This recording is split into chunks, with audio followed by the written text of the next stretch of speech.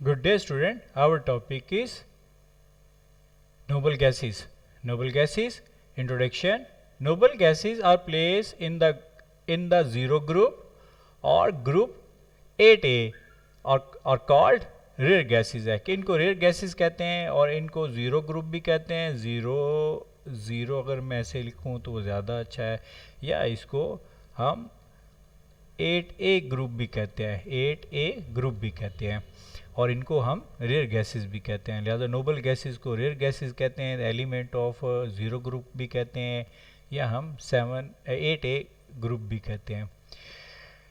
All gases are monatomic. जितनी भी gases है ये मोनोटॉमिक. मोनो का मतलब हीलियम को हीलियम लिखते हैं, इसके साथ टू नहीं लगाते. जैसे हम हाइड्रोजन के साथ टू लगा लेते हैं या ऑक्सीजन के साथ टू लगा लेते हैं.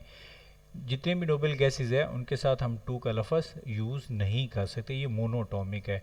इसके अलावा ये कलरलेस है. हाँ, इनको जब कैथोड ट्यूब के अंदर डाल के लो प्रेशर के अंदर जब बिजली गुजारी जाती है तो ये मुख्तलिफ कलर शेड देती हैं, लेकिन मजमूई तौर पे एज ए गैस ये कलरलेस है, ऑर्डरलेस है, इनमें कोई बू नहीं होती और कैन बी लिक्विफाइड, और इनको लिक्विड में भी कन्वर्ट किया जा सकता है टेम्परेचर लो करके उन गैसेस का, यहाँ तक कि उनको सॉलिड में भी कन्वर्ट किया जा सकता है. In atmosphere all gases are present collectively 1%. ये 1% जो ओवरऑल एटमॉस्फेयर के अंदर ये सारी गैसेस मौजूद हैं. Can be isolated bye frictional distillation, या तो फ्रिक्शनल डिस्टिलेशन आप बेहतर जानते हैं, जैसे हम पेट्रोलियम के अंदर ये टर्म हमने यूज़ किया कि फ्रिक्शनली वो हर चीज़ को अलग-अलग आप कर सकते हो, या बाय केमिकल मेथड है. They have a valence shell which are close octet, कि ये वैलेंस शेल जो है ना वो वो कंप्लीट होते हैं. इनके ऑटोमोस्ट शेल में कोई ऐसी जगह नहीं जहाँ पे कोई इलेक्ट्रॉन आ जाए. हीलियम ले लो, नियोन ले लो, आर्गोन ले लो, क्रिप्टॉन ले लो, या जीनोन ले लो, इनके ऑटोमोस्ट शेल कंप्लीट होते हैं, इसलिए ये किसी केमिकल रिएक्शन किसी के साथ नहीं करते जल्दी. Their ionization energy values are very high. Ionization energy इनकी सभी की हाई होती है. They have low boiling point, इनका बॉइलिंग पॉइंट लो होता है. Helium is the lowest of all known element है कि जितने भी एलिमेंट है जिनको हम जानते हैं पीरियोडिक टेबल के अंदर, उनमें हीलियम ऐसा है जिसकी सबसे कम जो है ना उसका वो बॉइलिंग पॉइंट है. Down the group boiling point increase, लेकिन जैसे जैसे हम ऊपर से नीचे आता है बॉइलिंग पॉइंट क्या होते हैं, ये कम है और ये ज़्यादा हो जाता है. लेकिन ज़्यादा क्या, ये कम था, -269 जो है ना वो डिग्री सेंटीग्रेड पे ये जो है ना बॉयल होता है, और ये जो रेडॉन है ये इसकी निस्बत इंक्रीज़ हो जाता है टेम्परेचर, क्योंकि ये माइनस में जब छोटा होगा तो वो इंक्रीज़ कर रहा होता है. नेक्स्ट है लो boiling point, melting point, low MP melting point, low boiling point, heat of vaporisation show that they have weak forces of attraction, किन के दरमियान फोर्स ऑफ अट्रैक्शन मौजूद होती है. इनकी बना पे इनका मेल्टिंग पॉइंट भी होता है, बॉइलिंग पॉइंट भी होती है, और हीट ऑफ वेपोराइजेशन भी होती है. No any electron pair interaction, लेकिन इनमें इलेक्ट्रॉन पेयर इंट्रैक्शन नहीं है, ये इलेक्ट्रॉन के ट्रांसफ़र या इलेक्ट्रॉन की बना पे कोई भी अट्रैक्शन नहीं होती. लिहाजा इनके दरमियान जो फोर्सेस हैं, जो वीक फोर्सेस हैं, वो यकीनी तौर पे वेंडर वाल्स टाइप फोर्सेस इनके अंदर मौजूद है. Van der Waals types. Their solubility in water increase with down the group, और वाटर के साथ इनकी जो है H2O के साथ इनकी जो सॉल्युबिलिटी है डाउन द ग्रुप इंक्रीज करती है. Bigger atom are more readily polarise, और ये ज़्यादा अच्छे तरीके से पोलराइज हो जाते हैं by the water molecule. Principal commercial sources of neon, यानी इनकी बात करें, नियोन कह लो, ऑर्गन कह लो, क्रिप्टॉन कह लो, जीनोन, यानी ये बेसिकली ये सभी गैसेस की बात हो रही है. इज एयर है कि बेसिकली हवा से ये सारी गैसेस निकाली जाती है. अब हम हीलियम की बात करते हैं. Helium present in earth as a result of radioactive decay. ज़मीन के अंदर यकीनी तौर पर रेडियो एक्टिव एलिमेंट मौजूद हैं, जब वो डिके की तरफ जाते हैं तो वो हीलियम गैस खारिज करते हैं. It is second most abundant element after the hydrogen. Hydrogen के बाद जो दूसरा नंबर है, पहले हाइड्रोजन है, उसके बाद किस कहा जाता है, वो हीलियम कहा जाता है. अब यहाँ पे हाइड्रोजन H है और यहाँ पे He है, तो ये नंबर 1 पे आता है और ये नंबर 2 पे आते हैं, मोस्ट अबंडेंट में आ जाते हैं.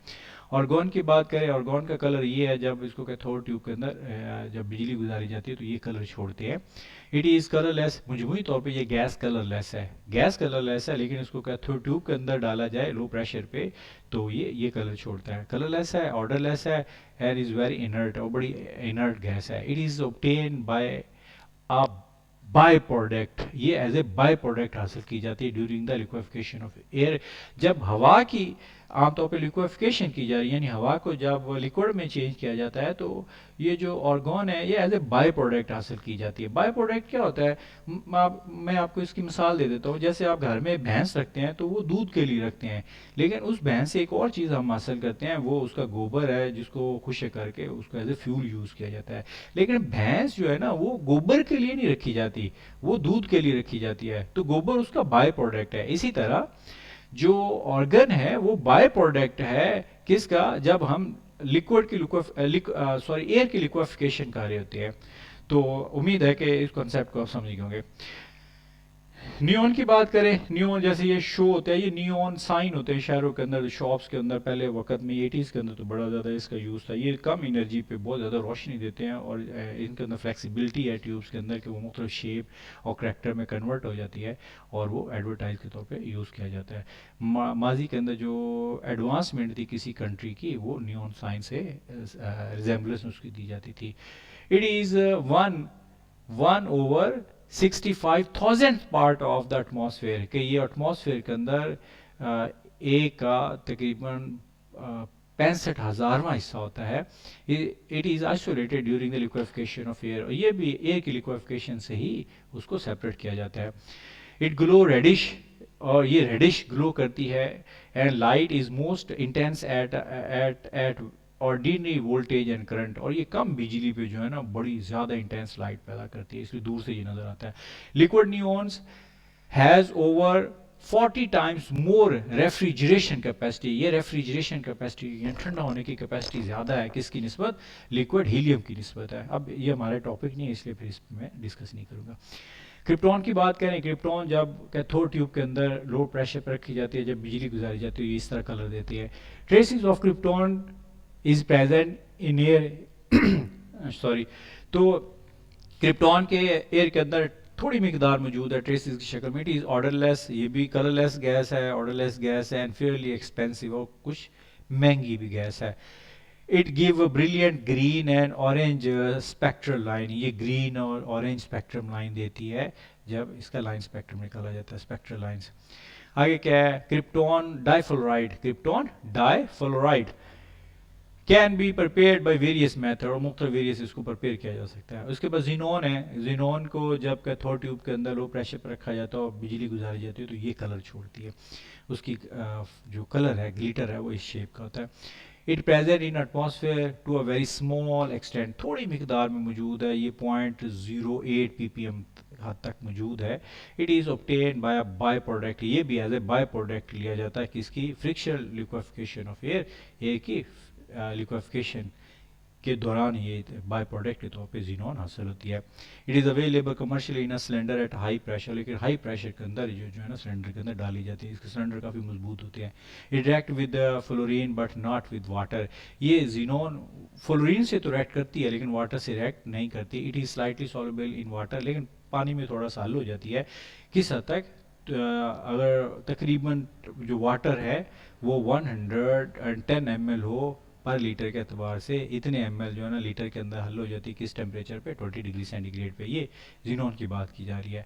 रेडोन की बात करें, ये रेडियो एक्टिव गैस है, is the alpha decay product of radium, ये रेडियम का अल्फा डिके प्रोडक्ट होते हैं। It is present in a very small extent in the atmosphere, atmosphere में ये थोड़ी मिकदार में मौजूद है, but it could not be obtain, लेकिन हवा से इसको हासिल नहीं किया जा सकता। Small quantities can be collected from the radio active decay of radium isotope, जो रेडियम के आइसोटोप्स होती है जब वो डिके में जा रहे होते हैं तो उसमें थोड़ी सी मिकदार आप रेडोन गैस की हासिल कर सकते हैं। अब यहाँ पे देखना, ये रेडोन है और ये रेडियम है सॉरी, कंपाउंड्स ऑफ जिनोन है। अब इसकी बात करें, xenon react directly with fluorine, fluorine से डायरेक्ट रिएक्ट कर देते हैं। Oxidation state of xenon in its compound range from +2 to +8 तक इसकी जो है ना वो ऑक्सीडेशन स्टेट है। Compounds are stable and can be obtain in a large quantity, ये चूंकि स्टेबल इसके कंपाउंड बनते हैं लिहाजा ज़्यादा मिकदार में हासिल किए जा सकते हैं। सबसे पहले हम फ्लोराइड्स ऑफ जिनोन की बात करते हैं। ये फ्लोराइड 3 तरह के है, जीनोन डाइफ्लोराइड है, टेट्राफ्लोराइड है और उसके बाद है हेक्साफ्लोराइड है। अब वन बाय वन हम तीनों को डिस्कस करते हैं। Xenon difluoride formed by direct interaction of element in about 8 hours. ये 8 आवर के अंदर जब ये जीनोन को फ्लोरीन के साथ रिएक्ट करवाया जाता है तो ये जीनोन डाइफ्लोराइड बनाते हैं। ये दो फ्लोरीन के एटम है। इट इज क्रिस्टलाइन सॉलिड, ये क्रिस्टलाइन सॉलिड है एंड स्टोर इन अ निकल वेसल। ये स्पेसिफिक जो है ना एक निकल टाइप का वेसल होता है, निकल का बना, उसमें स्टोर होता है, बाकी किसी चीज़ में स्टोर नहीं किया जाता। It is mild fluorinating agent है, ये चमकने वाला होता है एजेंट है।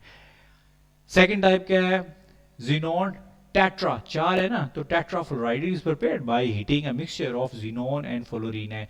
और ये मिक्सचर जीनोन कितने हिस्से, एक हिस्सा और फ्लोरीन के 5 हिस्से जब मिक्स किए जाते हैं निकल कंटेनर के अंदर तो हमें क्या हासिल होता है, जीनोन टेट्रा। टेट्रा का मतलब दो ये और दो ये, चार जो है ना फ्लोरीन के एटम मिलते हैं और टेट्राफ्लोराइड बनाते हैं। Reaction completed in a few hours under 6 atmospheric pressure. ये थोड़े से प्रेशर के अंदर जो है ना कुछ घंटों के अंदर कंप्लीट हो जाता है। It is strong fluorinating agent, same ये भी फ्लोरिनेटिंग एजेंट है, वो माइल्ड है, ये माइल्ड है और ये क्या है, ये स्ट्रॉन्ग है।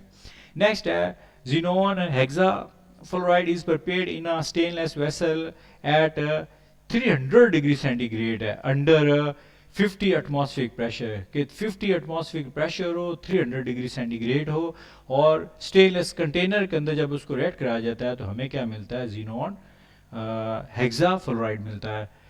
जीनोन और फ्लोरीन जो है ना रेशियो इनकी जब इनको रेड कराया जाता है तो जीनोन जो है ना वो 3 हिस्से डाली जाती है और फ्लोरीन 20 पार्ट्स उसके डाले जाते हैं। अब ये उसकी रेशियो है 3:20 रेशियो के साथ है।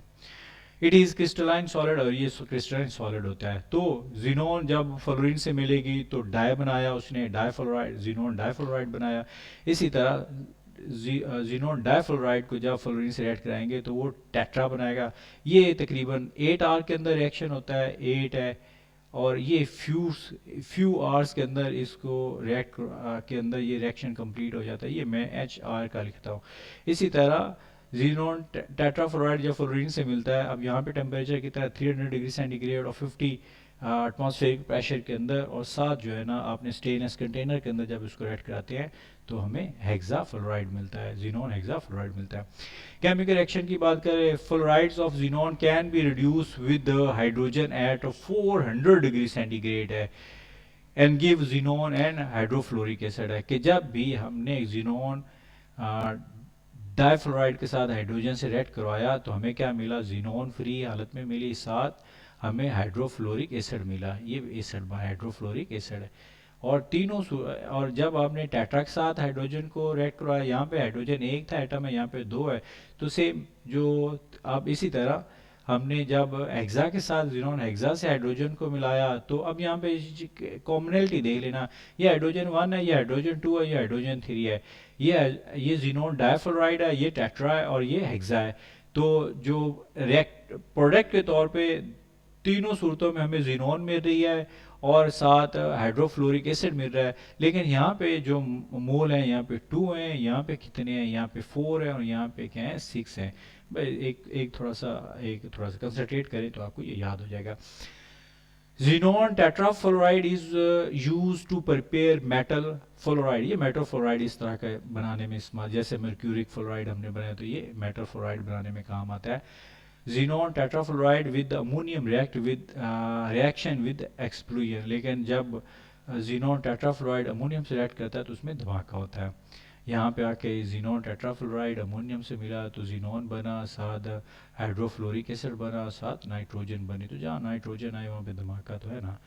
Hydrolysis of xenon hexafluoride with small amount of water give xenon oxy tetrafluoride, क्या बनाता है, जीनोन ऑक्सी टेट्राफ्लोराइड बनाता है। अब यहाँ पे देखो ये जीनोन हेक्साफ्लोराइड जब वाटर से मिलेगा तो ये बना रहा है जीनोन ऑक्सी टेट्राफ्लोराइड बना दिया, साथ हाइड्रोफ्लोरिक एसिड बना दी, जैसे कि हमने ये देखा। अब यहाँ पे देखो ये अगर इसको हम माने ये जीनोन है तो ये क्या हुआ, ये ऑक्सीजन वाला हो गया, यानी ये ऑक्सीजन हो गया, ये जो एटम है जीनोन, ठीक। और बाकी ये जो 1 2 3 और ये 4 है, ये बेसिकली क्या है, ये फ्लोरीन के एटम्स मिल रहे हैं। Next application of noble gases है helium is used in weather balloon, in welding and in traffic signal है। आमतौर पे ये बैलून, वेदर बैलून थोड़े से बड़े होते हैं, जो उसके अंदर कुछ हवा के अंदर छोड़ दिए जाते हैं और उसमें कुछ आलात लगे होते हैं जो सेंसर होते हैं, जो टेम्परेचर, ह्यूमिडिटी और इस तरह की चीज़ों को कन्वर्ट करते हैं। आमतौर पे ये डेकोर के जो बैलून होते हैं मार्केट में, ये अमेज़ोन के अंदर मौजूद हैं, तो वो ये उसके अंदर हीलियम गैस होती है। इसी तरह वेल्डिंग के अंदर भी उसको इस्तेमाल में लाया जाता है हीलियम गैस को। इसके अलावा जो लाइट सिग्नल होते हैं, ट्रैफिक सिग्नल, उसके अंदर भी है। एक और है हीलियम, आमतौर पे ये जो एरोप्लेन के टायर होते हैं उसके अंदर भी इनको यूज़ किया जाता है, क्योंकि ये फ्लेम नहीं पकड़ते जल्दी से। आगे क्या, mixture of 80% helium and 20% oxygen is used for breathing by the sea diver। और जो सी डाइवर होते हैं उसमें मिक्सचर हीलियम कितनी होती है, वो 80% होती है, ऑक्सीजन की होती है 20%। तो जब सी डाइवर जो गहरे समंदर में जाते हैं तो उसमें अब ये देखो ये थोड़ी मकदार ऑक्सीजन की और हीलियम की ज़्यादा है। वजह क्या होती है कि हाई प्रेशर में आके जब प्रेशर बंदे बॉडी पे होता है, जब गहरे समंदर में जाता है, तो अगर आम ऑक्सीजन इस्तेमाल करेंगे तो नाइट्रोजन खून का हिस्सा बन जाएगा, जो बड़ी डेंजरस है। तो हीलियम जो है ना फिर इसकी जगह पे यूज़ की जाती है, क्योंकि हीलियम आपको पता है कि इसका आउटरमोस्ट शेल कंप्लीट है और ये एक इफेक्टिव टूल है जो सी डाइवर के लिए। आगे क्या है, helium and neons are use as a cooling medium for nuclear reactor. आपको देखो इसमें न्यूक्लियर रिएक्टर जो मेन उसका भी, ये तो चिमनी है उसकी, तो उसके अंदर न्यूक्लियर रिएक्टर को वो ठंडा करने के लिए हीलियम और नियॉन जो है ना वो यूज़ में लाई जाती है। इसी तरह neon helium are is used in making glass laser. ये ग्लास लेज़र के तौर पर, ये देखो ब्रिक सी लेज़र बनाने के लिए इस्तेमाल होते हैं। Organ is used electric bulb in fluorescent tube है। ये ऑर्गन कभी आपने देखा हो कि स्ट्रीट लाइट, जो बड़े रोड होते हैं उस पर जो लाइट होती है ऑर्गन लाइट होती है, वो एक स्पेसिफिक रेडिश सा कलर देती हैं और वो शॉर्ट वेव लेंथ काफ़ी ज़्यादा तक वो विजिबिलिटी को बढ़ा देती है। इसके अलावा ऑर्गन, वो जो रेडियो पुराने वक्त के रेडियो होते थे उनके अंदर ट्यूब्स होती थी, उसके अंदर यूज़ हो जाती थी। इसके अलावा ग्रीगर काउंटर है। याद रखना कि जितने भी एटॉमिक एक्सप्लोजन होते हैं तो वहाँ पे रेडियो एक्टिव जो है ना, रेडियो एक्टिविटी को चेक करने के लिए ये एक मीटर यूज़ करते हैं जिसको गीगर मीटर कहते हैं, और ये रेडियो एक्टिव डिटेक्टर होता है, इसके अंदर भी ऑर्गन का इस्तेमाल होता है। Krypton is use to fill the fluorescent tube in a flash lamp of high speed photography का। अब ये देखो ये फ्लोरिसेंट ट्यूब है, ये चमकने के लिए जो एडवर्टाइज के तौर पे यूज़ की जाती हैं। इसके अलावा कभी आप कैमरा में जब वो तस्वीर खींचते तो काफ़ी ज़्यादा एक फ्लैश लाइट पड़ती है, तो बेसिकली वो क्या है, वो फ्लैश लैम्प होते हैं इस तरह के, इसके अंदर भी क्रिप्टॉन गैस यूज़ होती है। Xenon is use in a bactericidals lamp है, बैक्टीरियल साइडल लैम्प, ऐसे जो बैक्टीरिया को किल करने के लिए, रोशनी से बैक्टीरिया को किल किया जाता है, तो असल में उस लैम्प के अंदर जो गैस यूज़ की जाती है, या उस अब मैंने कैथोड रेज़ का पहले कॉन्सेप्ट आपको दिया हो, तो बेसिकली ये एक तो चमक इस कलर की दे रही है, इसके अलावा इससे बैक्टीरिया किल किए जाते हैं।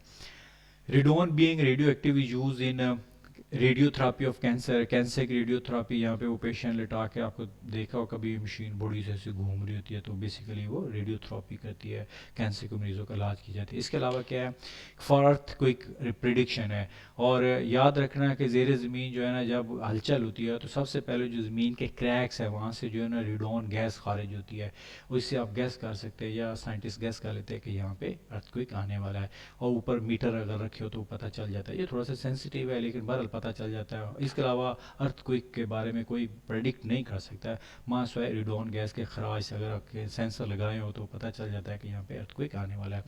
Thanks for watching and please subscribe the channel. Thanks.